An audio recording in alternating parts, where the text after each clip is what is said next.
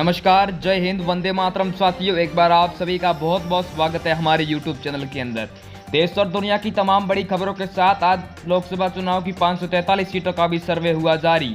ABP news, Phalodi सट्टा बाजार और भारतीय 5 बड़ी एजेंसियों ने ये ओपिनियन पोल जनता आधारित सर्वे पर जारी कर दिया है, जिसको देख नेताओं की नींद उड़ती हुई नजर आ रही है। वहीं आप हमारे चैनल पर पहली बार विजिट कर रहे हैं तो चैनल को सब्सक्राइब, वहीं इस वीडियो को ज़्यादा से ज़्यादा शेयर जरूर करें। लोकसभा चुनाव की तारीखों का हुआ ऐलान। 14 अप्रैल को होने वाले हैं भारत के अंदर लोकसभा चुनाव। 543 सीटों में किस पार्टी को मिल रहा है बहुमत, किस पार्टी को देखना पड़ेगा हार का मुंह, इस वीडियो में देंगे हम आपको पूर्ण जानकारी, तो वीडियो को एंड तक जरूर देखें। वहीं इस लोकसभा चुनाव के अंदर आपको क्रिकेटरी चेहरे भी अब की बार चुनाव लड़ते आएंगे। वहीं आप हमारे वीडियो को किस क्षेत्र से देख रहे हैं वो भी कमेंट बॉक्स में जरूर बताएं। वहीं अब की बार आपको किस पार्टी की सरकार बनती नजर आ रही है। कांग्रेस पार्टी का दबदबा कायम होता नजर आ रहा है और जादूगर कहने वाली अब राहुल गांधी की जादूगरी चलने वाली है। अब की बार यह पीएम नरेंद्र मोदी बनेंगे अब की बार फिर देश के पीएम। सर्वप्रथम सीट छत्तीसगढ़ की, तो छत्तीसगढ़ में दोस्तों को 11 सीटें हैं और 11 में से 10 सीटें कांग्रेस पार्टी को, 1 सीट बीजेपी को और आम आदमी पार्टी के खाते में 0 सीट का आकलन होता हुआ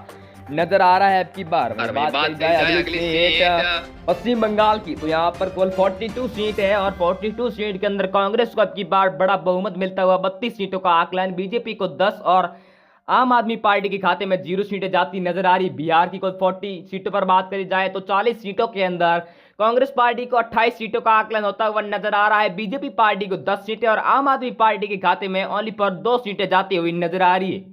महाराष्ट्र की कुल 48 सीटों पर बात करी जाए तो यहाँ पर फिर कांग्रेस पार्टी आगे चलती नजर आ रही है। कांग्रेस को 28 सीटों का आकलन, बीजेपी को 20 सीटें और आम आदमी पार्टी के खाते में 0 सीटों का आकलन होता हुआ दिखाई दे रहा है। मिजोरम की कुल 29 सीटों पर बात करी जाए तो ये कांग्रेस पार्टी के यहाँ पर 20 सीटें, बीजेपी पार्टी को 8 सीटें और आम आदमी पार्टी के खाते में यहाँ फिर 1 सीट का आकलन होता हुआ नजर आ रहा है।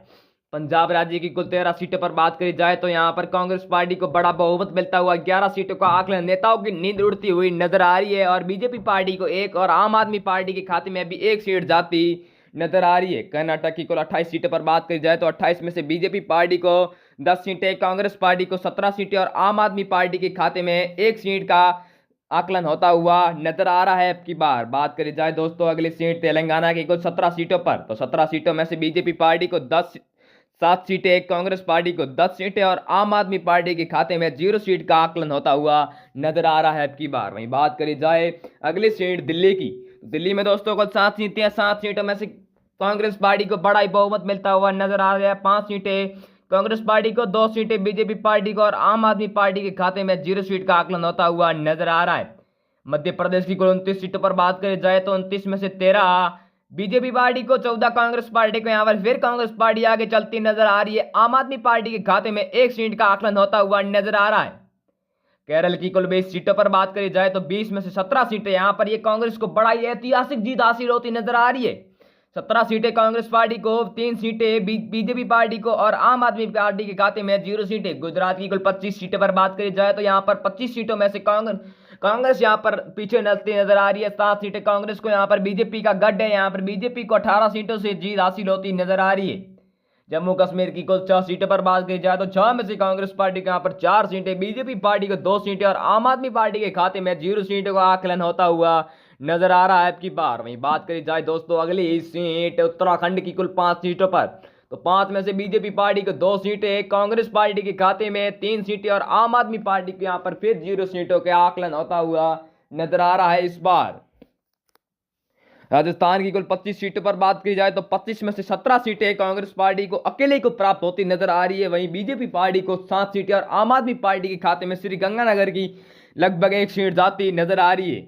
असम राज्य की कुल 14 सीटों पर बात करी जाए तो 14 में 10 सीटें कांग्रेस पार्टी को, 3 सीटें बीजेपी पार्टी को और आम आदमी पार्टी के खाते में 1 सीट जाती फिर नजर आ रही है अब की बार असम राज्य के अंदर। वहीं दोस्तों बात करी जाए आंध्र प्रदेश की कुल 25 सीटों के अंदर, तो 25 सीटों में यहाँ पर कांग्रेस पार्टी सबको बौखला कर रख दिया है, क्योंकि 14 सीटों एक बहुत ज्यादा सीटें होती है।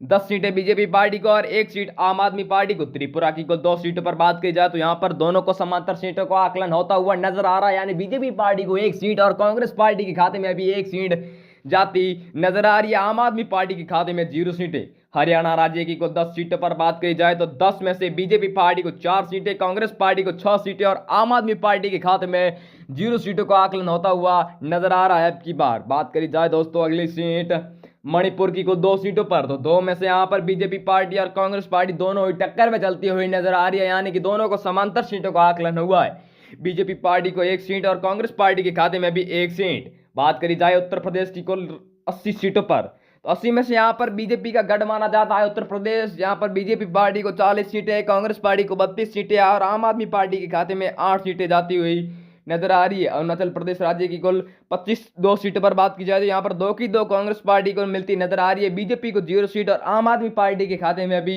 0 सीटें जाती नजर आ रही है। अब की बात करी जाए अगली सीट ओडिशा राज्य की, तो ओडिशा राज्य में यहाँ पर कुल 21 सीटें और 21 सीटों के अंदर बीजेपी पार्टी को 7 सीटें और कांग्रेस को 11 सीटें और आम आदमी पार्टी के खाते में 1 सीट गई है।